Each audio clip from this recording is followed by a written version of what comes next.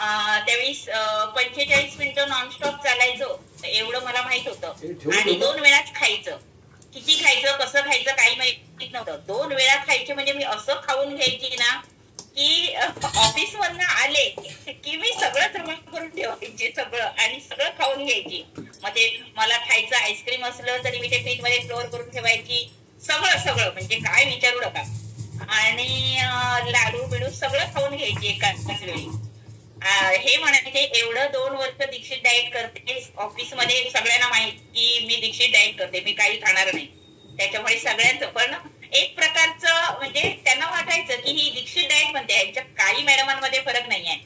पण शतायुषीशी जोडले गेले आणि माझ्यातला बदल जाऊन सगळी मला विचारतात, मॅडम तुम्ही काय करता ते आम्हाला सांगा, आम्हाला पण आमचं वजन कमी करायचं आहे आणि हेल्दी व्हायचंय.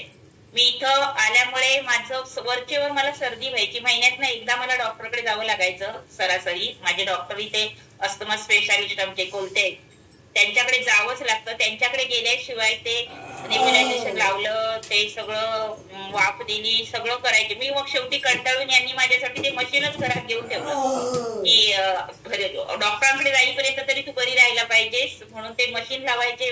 ते अस्तनींचं ते छोटे छोटे ते ट्यूब असायचे ते पण टाकायचे, घ्यायचं. श्वास घ्यायला मिळायला लागलं की मग डॉक्टरकडे जायचं, कारण बोलायला जमायला हवं ना.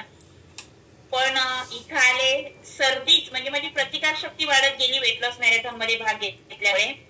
आणि प्रतिकार शक्ती वाढल्यामुळे वरचेवर सर्दी म्हणजे जुनी फाईल हाताळली तरी सर्दी, समोरून गाडी गेली तरी सर्दी, म्हणजे ती धुळीचा त्रास व्हायचा. आता काही होत नाही. आणि आता मी सगळ्या प्रकारचं म्हणजे मी अगोदर हे नको मला, याने मला सर्दी होते, ही फळं खाल्ली की सर्दी होते, हे दुधाचं खाल्लं की मग सर्दी होते, दही खाल्लं, लस्सी खाल्ली. आता मी सगळं खाऊन पिऊन माझं वजन कमी झालंय. आणि ताई आपल्याला ह्या वया म्हणजे 50 नंतर हे मला खूपच चॅलेंज. आणि महत्वाचं म्हणजे मॅडम माझं 39 मध्ये माझी गर्भपिशवी काढावी लागलेली आणि त्याच्यामुळे भरपूर इश्यू वाढत चाललेले. पण डॉक्टर मला कमी करा म्हणून सांगायचे, पण कोण मला कमी कसं करायचं ते सांगत नव्हतं. इथं आल्यावर कळलं वजन कमी, सर्दीमुळे दमा लागायचा, 2 वेळा इन्हेलर ओढावा लागायचा.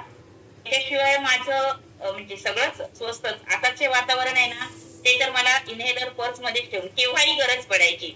अशा वातावरणात सुद्धा आता मी इन्हेलर आहे माझ्याकडे, पण मी ओढत नाही, गरज पडत नाही, कारण त्याच्यासाठी माझ्याकडे हे आहे, हे एनर्जी ड्रिंक आहे.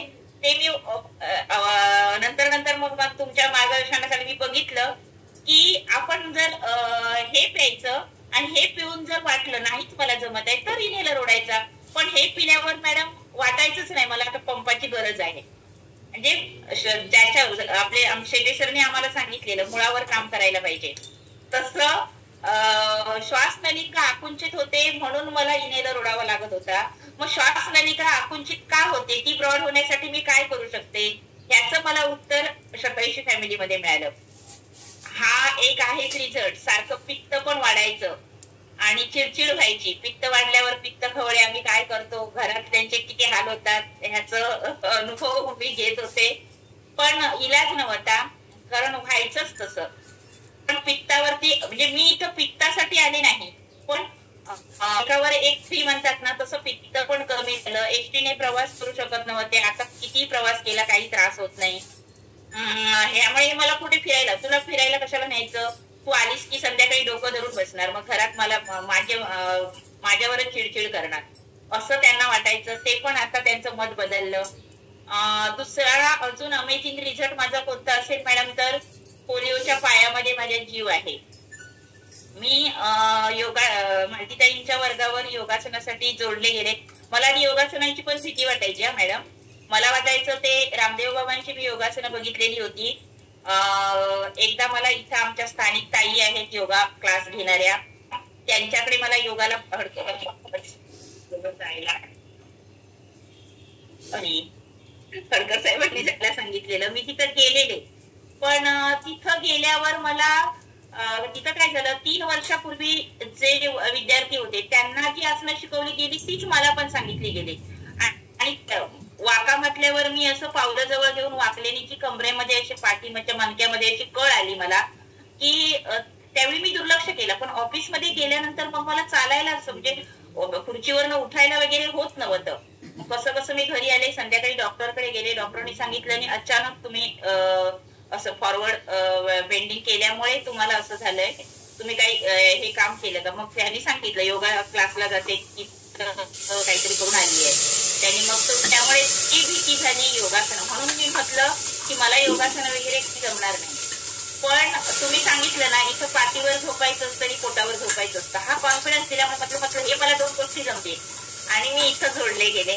मालतीताईंच्या वर्गावरती क्लास मार्गदर्शन शांत आणि ताई इतक्या गोड सूचना देतात की आपल्या आतमध्ये अशा छान गुंतल्या होतात आणि ते आपण त्या मोमेंट करायला लागतो. हा अनुभव आला. तरी पण ताई विचारायच्या, मी त्यावेळी पदसंचलनच्या वेळी पाय फिरवायचे त्यावेळी मी चांगला 2 हाताने पाय पकडायचे आणि पाय फिरवायचे. म्हणायचे हात फिरवतेस की पाय फिरवतेस? कारण माझ्या डाव्या पायामध्ये अजिबात जीव नव्हता पोलिओचं असल्यामुळे.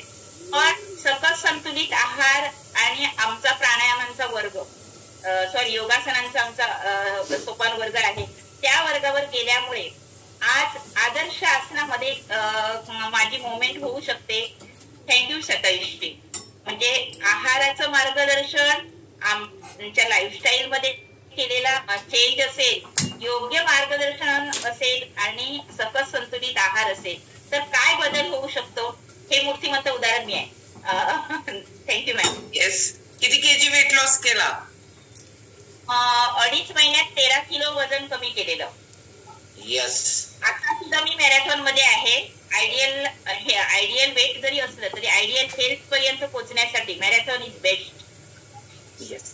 चलो असं ठरवून ठेवलेलं आहे. हो, leader of the day, leader of the lab, तो दिवस तुम्ही